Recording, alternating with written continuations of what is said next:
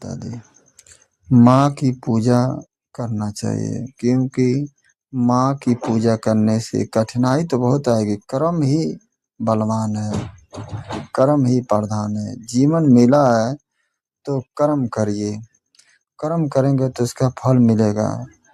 सच्चाई है कि माता की पूजा करने से कठिनाई तो आती है, जीवन में दुख सुख लगी रहती है, तो माता पर दोष मत दीजिए क्योंकि माता की पूजा करने से जीवन में जरूर सुख आई। कर्म करेंगे तो उसका फल जरूर मिलेगा। इस कह रहे हैं भैया कि माता की पूजा करना चाहिए। पहला नंबर, माता की जब दिल में बसा रहे हैं तो कर्म आप कर रहे हैं, और माँ की पूजा करने से जीवन में कोनो कठिनाई बाधा नहीं आवेला। पहला नंबर, माँ की पूजा करने से दिल की में सुकून तो जरूर मिलता है। जीवन इसलिए मिला है कि कर्म करो, कर्म कर्म का कर्म जब करेंगे तो कर्म का फल जरूर मिलेगा। माँ की आशीर्वाद जरूर आपके साथ रहेगा। मान लीजिए कहीं भी जा रहे हैं आ रहे हैं, माँ की दिल से याद करिए और दिल से फरियाद करें। कोई रोगी हो चाहे कोई भी हो, ठीक हो जाएंगे। मान लो भाभी चाची के लड़का ना होता, अचरा फैला के माँ की पूजा करें।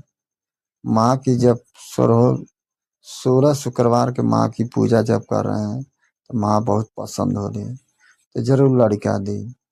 माँ की पूजा से कभी व्यर्थ नहीं जाता है, माँ की पूजा जरूर करना चाहिए।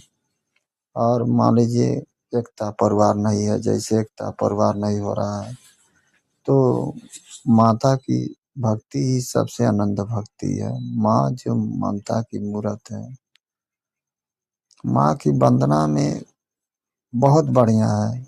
इस जगह माता की पूजा करना चाहिए। भोलेनाथ की पूजा करिए। भोलेनाथ की पूजा करने से, जैसे भोलेनाथ के जब पूजा करें तो भांग धतूरा जरूर चढ़ा दीजिए, और भांग धतूरा चढ़ाने से भोलेनाथ बहुत प्रसन्न होते हैं।